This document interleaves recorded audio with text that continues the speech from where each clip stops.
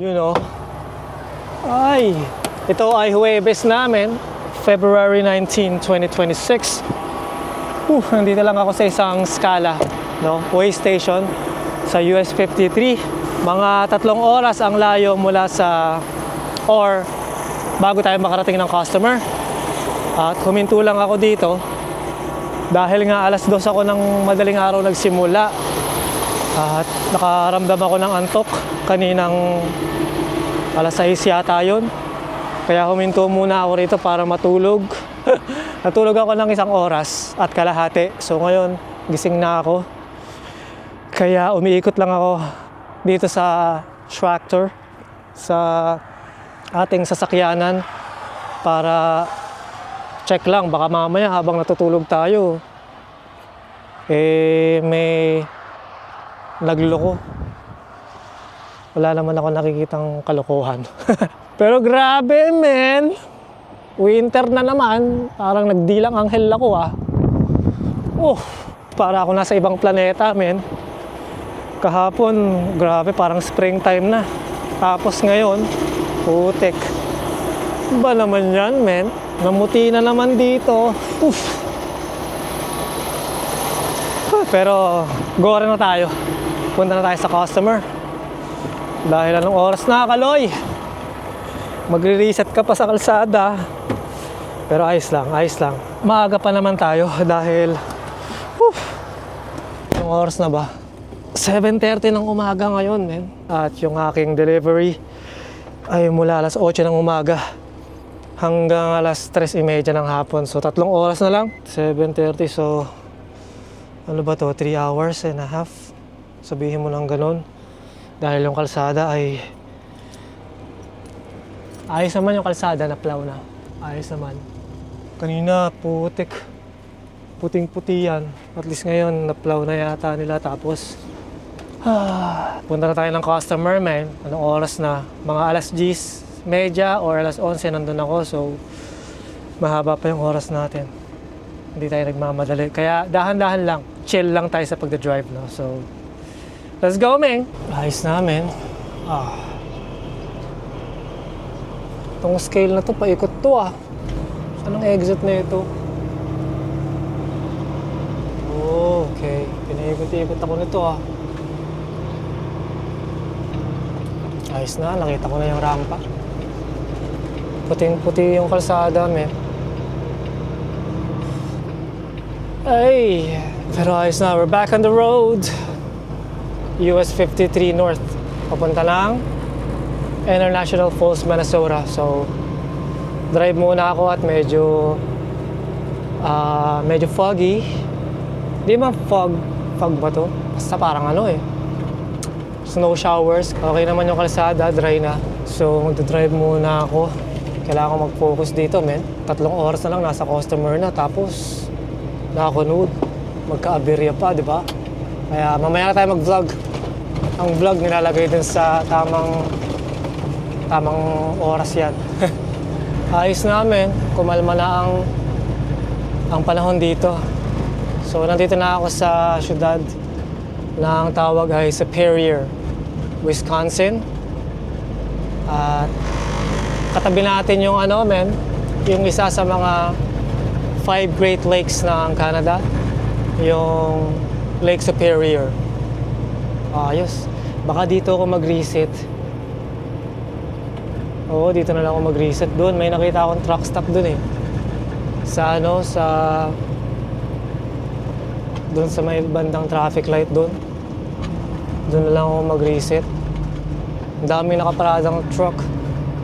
Kaya baka meron doon shower. Parang may restaurant din akong nabasa na nakalagay breakfast.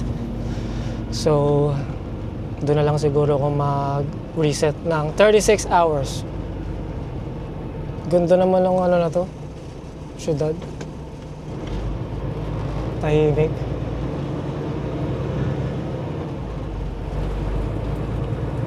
Kung napapansin ninyo, nandito ako sa left lane.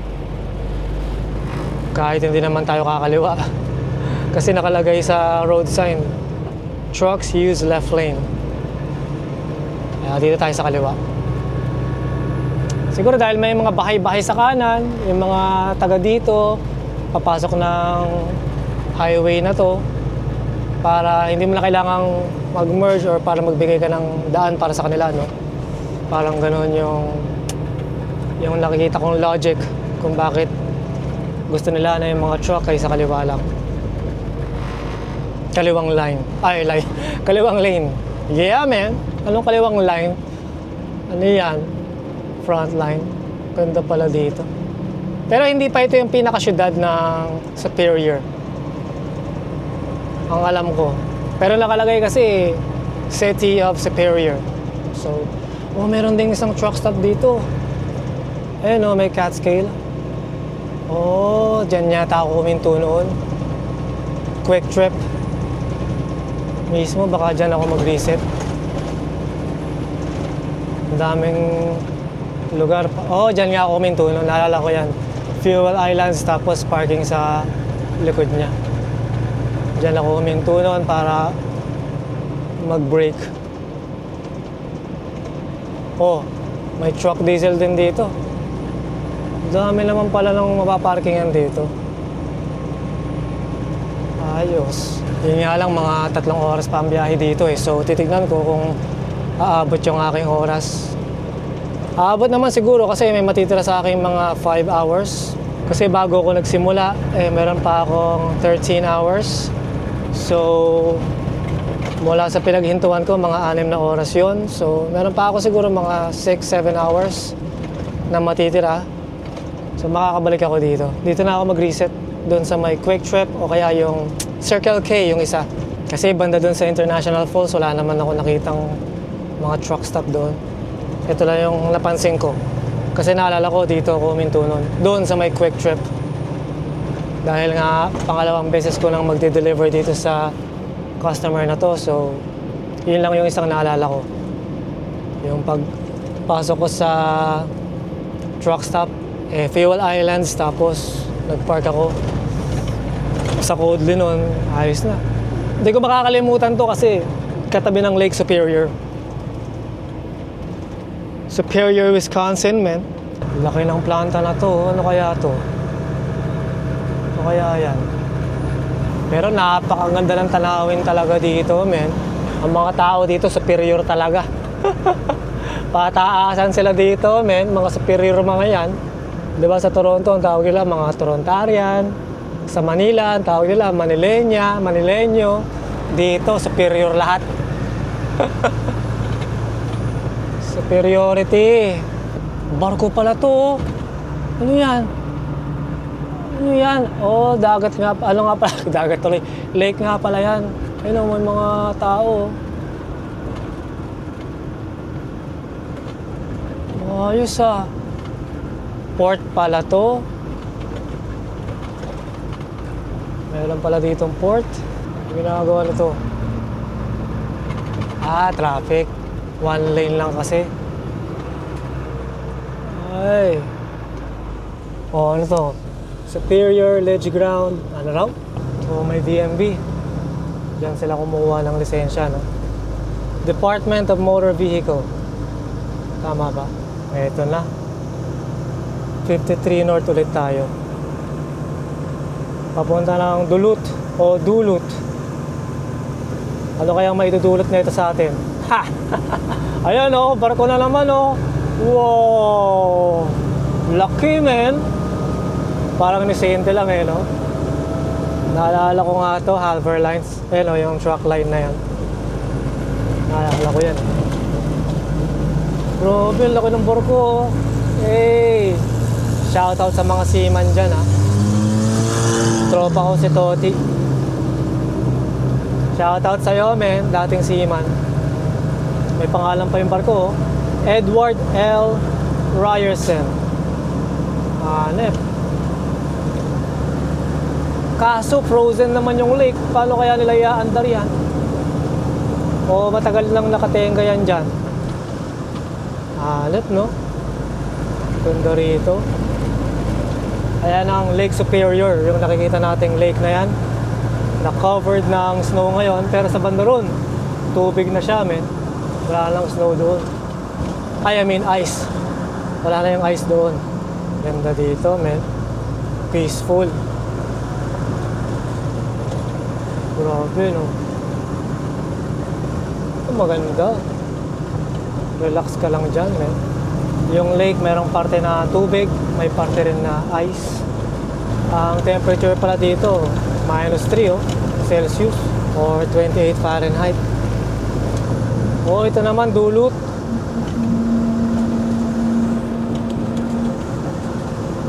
Ito na ang dulot pala. Kanina Superior, ngayon nasa dulot na tayo. Ang alam ko yung dulot, ano na yan eh, Minnesota. Kung di po ako nagkakamali, no? Yung mga bahay-bahay nasa bundok. Parang antipolo lang ah. So susundan lang natin tong US 53 North. So sa kaliwa tayo. Dito tayo sa left lane.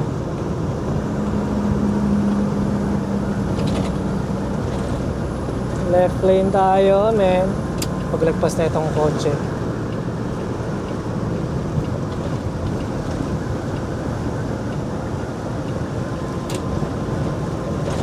Ayos na. Interstate 35. Ayos ah. Haba pala ng Interstate 35 ah. Wala dito sa Minnesota hanggang Texas. Haba, no?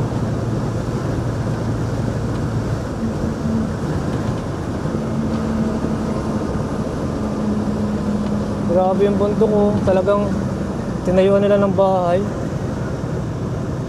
Ng mga bahay pala.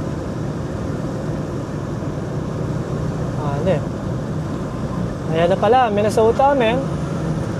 Minnesota welcomes you, sabi niya.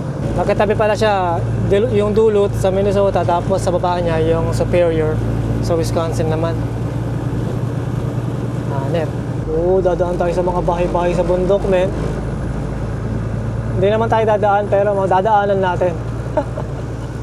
Ganda naman kasi, oh. Wow. Solid yung mga tao dito. Superior talaga. Ikaw ba naman eh? Titira ka sa bundok na, ganyang kalamig. Yun oh, paanan ng bundok. Tapos ito, mas matitibay itong mga itong nasa taas. Lamig kaya dyan. Oh. Although hindi naman ganun kataasan, pero bundok pa rin, man. Oh, tanis.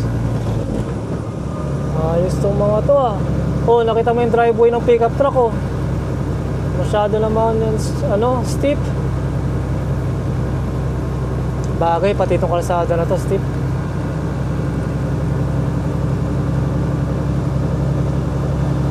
Ay, hindi na pala Superior to. Sorry. Dulot na pala to. Ano ba ang naidudulot sa inyo sa pagtira sa bundok, mga taga-dulot? Joke lang. Ayun oh, grabe. Ahon, Pete. Kaya natin to. Ahon pa more. Well, pag pauwi, easy lang to kasi empty. Grabe. Ano kaya elevation na ito? 1,000 feet? Grabe, no? Puting-puti dito ah. Para naman akong ignorante. Parang ngayon lang ako nakakita ulit ng snow. Kasi naman, napakaganda ng klima kahapon, 7, 10, 12 degrees. Tapos ngayon, -3 Celsius. Ay, ahon.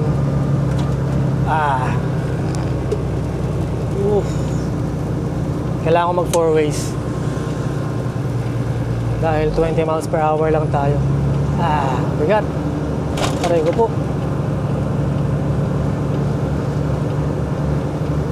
Pero ito lang yung naaalala ko na steep.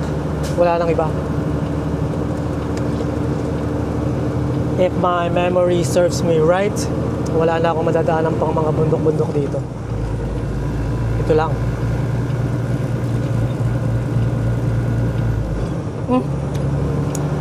Teka nga, manual. Yan. Para wag mo na Upshift, downshift, tapos upshift, tapos downshift. Kaya mo lang munang naka 7 ka. Ako na mag-control sa'yo, Pete. Yan, ganyan. Pero anyway, cheers muna tayo, men.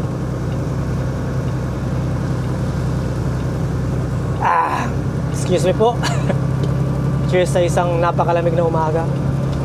Alas 8:30 ng umaga dito, Central Time. Eastern Time is 9:20 a.m. and 10:20 p.m. dyan sa Pilipinas. Cheers, man. Sarap. Pwede na natin tanggalin yung 4 ways. Whew. Grabe yung bigat natin, men. Well, mas magaan yung kargada natin ngayon dahil ano lang to, 17,000 pounds. Or kilograms pala. Pounds tuloy. So magaan lang to. Kumpara sa mga usual na kinakarga natin. Nag-red light pa nga. Yun na, meron pang college dito Lake Superior College. Ayos Ano kaya dito ka nag-aaral, no? Grabe. Nawawalan ako ng traction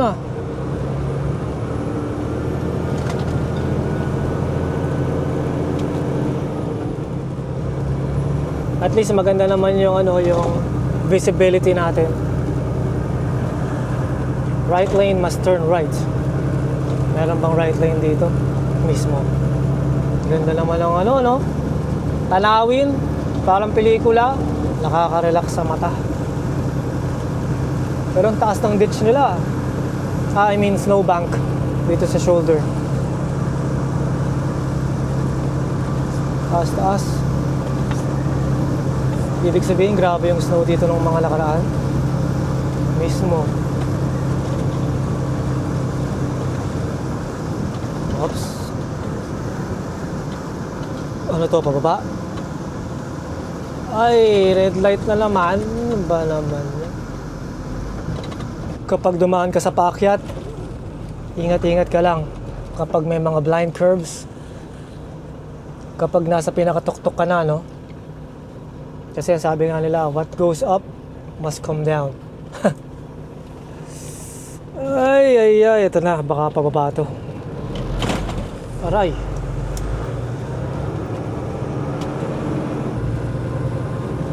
Wala, hindi naman siya pababa. Normalan lang na kalsada. Oo, mga bahay-bahay din dito. Ang ganda naman ng ano na yan. Ano yan? Memory care. Funeral pala yan. Funeral home. Ito na, divided highway. Ano meron dito? Mga bahay pa rin. So, 53. Left lane. Left lane daw. Papunta ng Virginia. At hindi nakalagay kung north or south. Ano naman yan? Yun, nakalagay doon. Kakaliwa tayo sa doon, sa traffic light. Tas paakyat. Oh my goodness. Nakita mo yun, men? Sa susunod na traffic light, doon tayo kakaliwa. Tapos paakyat. Bakit naman nagpaakyat pa? Actually, hindi pala tayo sa paakyat. Titignan ko yung mga kotse. Yan, kung sa lumiko yung mga kotse, dyan tayo kakaliwa. So, hindi naman pala dun sa paakyat. Kala ko sa paakyat Ay, red light. Umabot pa tayo sa red light. Wala tayong traction nito. So, dahan-dahan lang. Yun, hindi tayo nawala ng traction, man.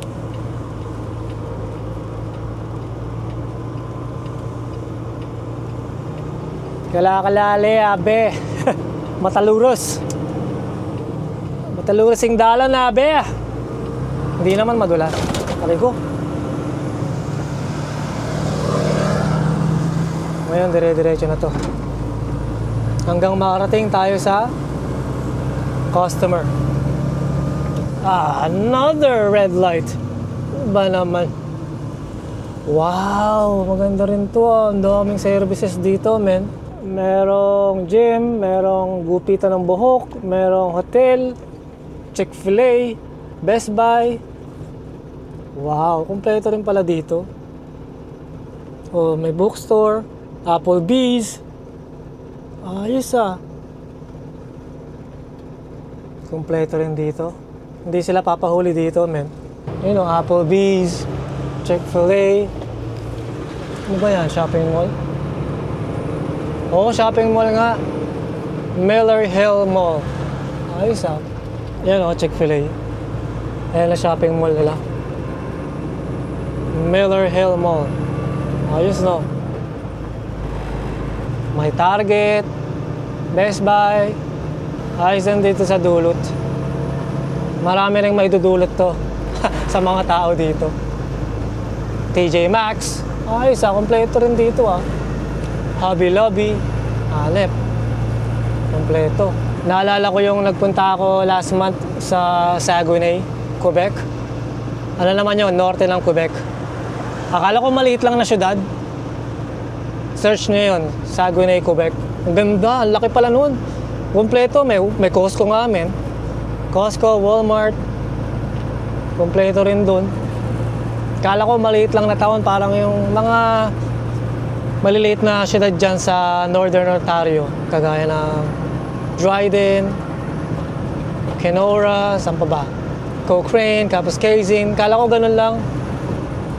Nagulat ako, malaki-laki rin siya. Saguenay, Quebec. Ganda rin doon, man. Another red light. Ano ba naman? Pete, pasensya ka na. Yung brakes mo medyo gamit na gamit. Kapag ka mga downhill, di ako nagbe-brake. Pero kapag syudad, doon ako napapa-brake. Pero ayos lang. Malapit naman nang gawin yung annual safety inspection niya. So, kung kailangan ng palitan yung mga pads, papapalitan ko na rin. So, magdadrive muna ako. I-cut na lang natin to sa customer, man. Gawin natin yan. Ayos na, man. Nakapag-check-in na ako dito sa customer. Pero, grabe naman tong truck natin, man. Look at that. Wow. Sobra yan, man. Ano ba yan? Ew! Grabe. Isa lang ang ibig sabihin yan. Ibig sabihin kumikita. Sabi, kumikita pa nga. Hindi siguro. Ang ibig lang naman talaga sabihin yan kasipagan, no? Ibig sabihin, masipag ang driver at malayo ang nararating. Masipag mag-drive. So binigyan niya ako ng mapa. Paano ba to? Yan. Kasi sa ibang ano raw tayo, loading or offloading station. So kakanan or kakaliwa tayo dito. Saan ba yung ano? Di man lang kasi nilagyan ng highlighter. Saan na yun? Ayan, yan. Kaliwa, tapos kaliwa sa 3rd Street. 3rd Street, yon 3rd Street. Sobrang dumi ng truck natin, man. Sobra. Nanlilimahid. Ayos lang. Kakaliwa sa 3rd Street, sabay 2nd Avenue. Malapit na tayo sa border ng Canada.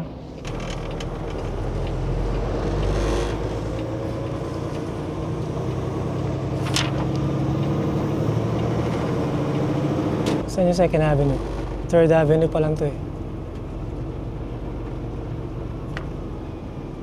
Okay, 2nd Avenue tayo. Ay. Lamig dito ah. 28 Fahrenheit or -2 siguro to. Celsius, no?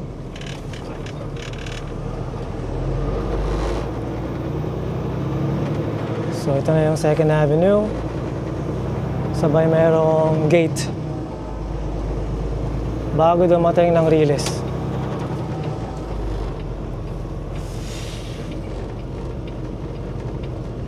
Duty free to ah. So dito yung papunta ng Canada. Ginagawa na ito.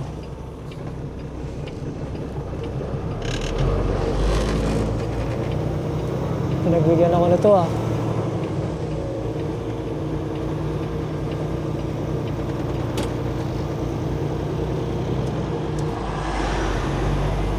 So ngayon, gate. Putik, baka mapunta ako sa Canada nito ah. Dito ba sa kaliwa? Oo, ito Canada na yan. Dito na ako sa kaliwa. Tama ba? Ah, doon pa. Teka lang, kasama ba tayo?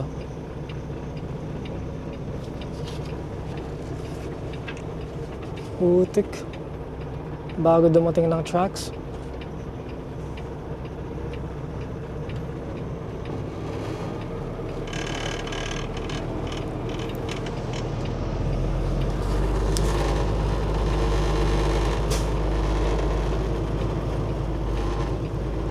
Wala kasing pangalan yung street. Ah, ito na nga yun.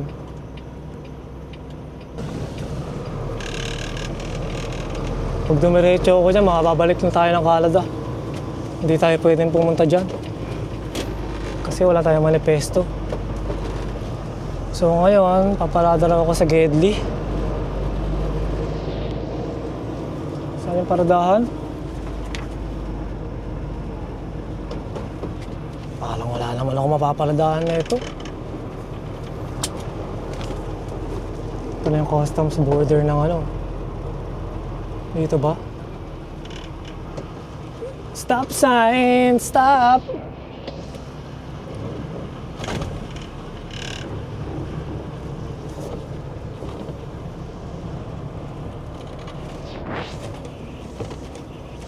Hindi ko alam kung saan ako magpa-park dito ah.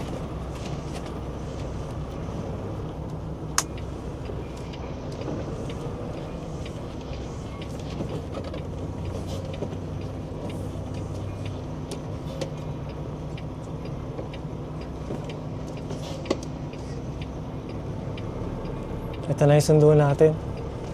Mauna ka kasi. Nakita lang nga kita eh. Ayos na, men. Ayan yung Canada oh. Ayan. Customs na yan, building. Pero hindi pa tayo pwede pumunta dyan. Bawal.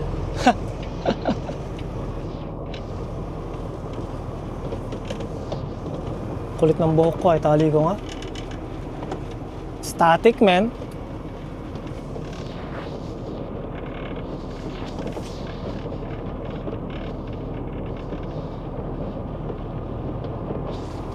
Lakas ng static.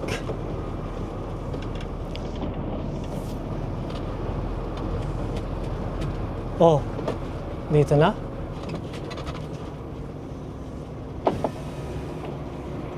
Wala pa. Oh, dito.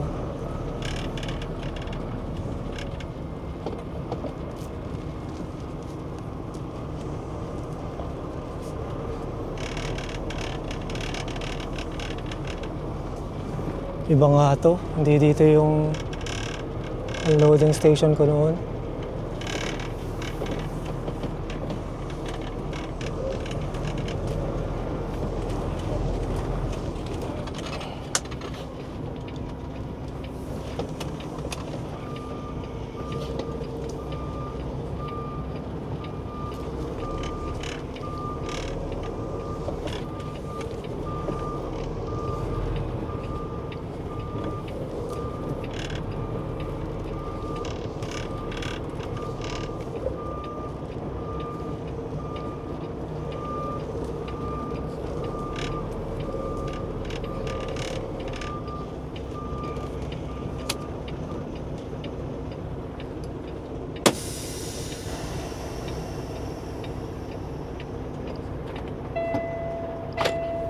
Ayos namin. Simula na tayo nag-upload. Yeah! Pero po, grabe naman tong truck na to, men. Ah! Nang lilimahid. Boy yan. Ew! Sobra! Yuck!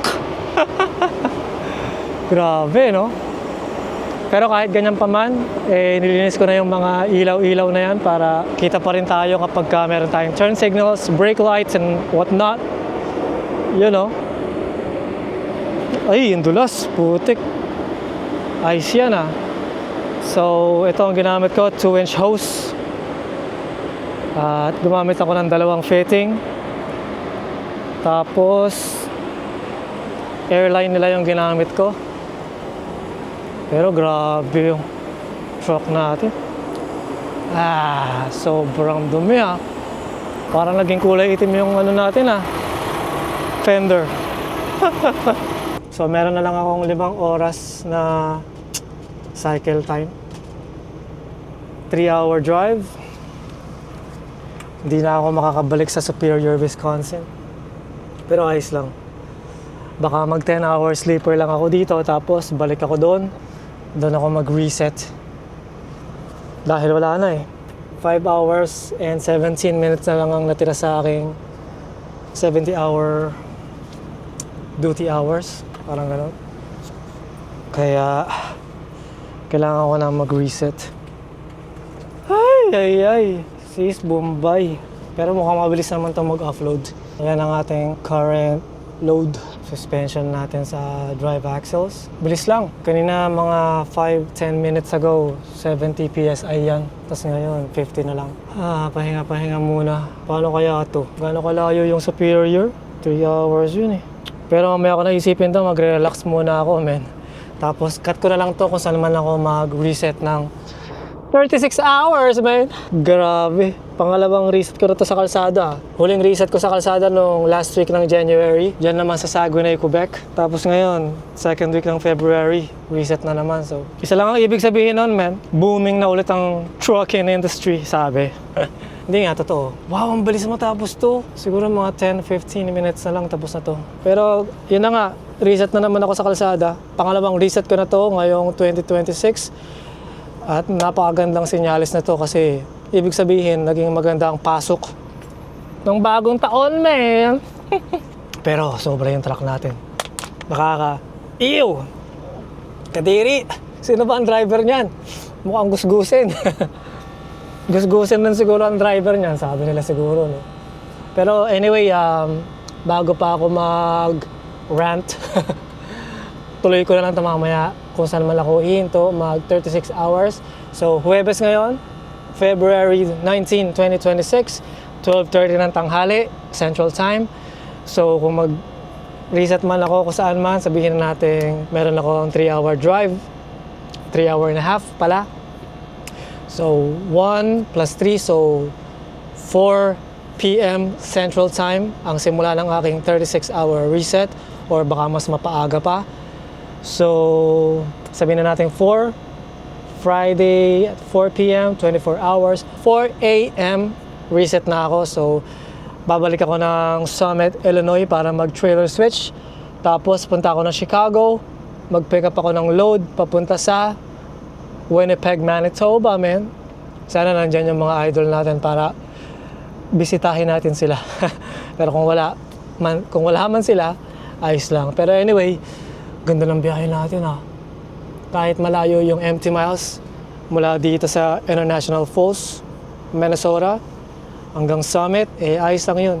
At least, dire-diretso yung biyahe natin. So, anyway, gano'n na lang. Kakat ko na lang to sa, saan ba? Sa isang lugar kung saan ako mag 36-hour reset. And gawin natin yan, man. Big freight to, yung nasa harap natin, si Kabayan. Galing siya ng border. Subukan natin radyohin kung sasagot. Kabayan, big freight. Saan punta mo? Sa Georgia. Nasa likod? Yeah, man. Sabi ka sa atin, Kabayan. Galing ako ng Toronto. Nag-deliver lang ako dito. Saan ka pupunta kayo? Punta na ako ng Chicago. Tapos pick up ako ng load. Balik ako ng Winnipeg, Manitoba, man. Pupunta ka Chicago pala? May alam ka bang truck stop na malapit dito? Wala lang akong oras eh. Parang meron sa Cenex. Titignan ko. Salamat. Yung huling nakita ko sa may bandang Superior pa eh. Punta pala siya ng Georgia. Si Kabayang Big Freight. Bagal lang niya kasi nga loaded. Ako nagsa-cellphone to. Tinitignan niya yung truck stop. Wala na akong oras, man. 3 hours na lang oras ko. Yung truck stop na nakita ko sa Superior, 3-hour drive. Matitira na lang sa akin, 3 hour, 5 minutes. Yan, mula dito. Ayos. Salamat, Kabayan. Ingat. Bait ni Kabayan ah. Talagang hinahanap niya yung truck stop ah. Yan si Kabayan oh, nasa harap natin. Big Freight. Saan kaya galing to? Winnipeg tong mga to, alam ko eh. Galing ni Kabayan ano? Flat deck. Sipag yan, masipag. Panis. Big Freight no?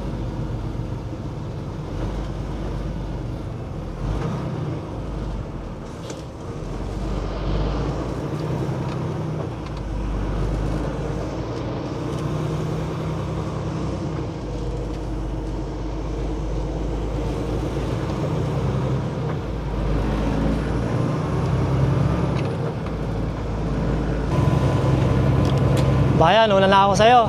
Ingat ka palagi, men. Yes.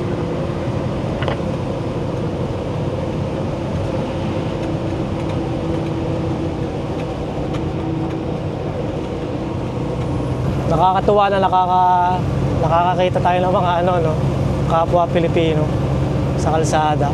Kasi yung border nga, nakita ko, papalabas siya. I mean, katatapos lang niya sa immigration officer, no? Sakto, yung gate ng company na pinanggalingan ko, parang pa ganun, magkasabay kami sa stop sign. Ayos namin, so cut ko na to sa truck stop, sana umabot ako.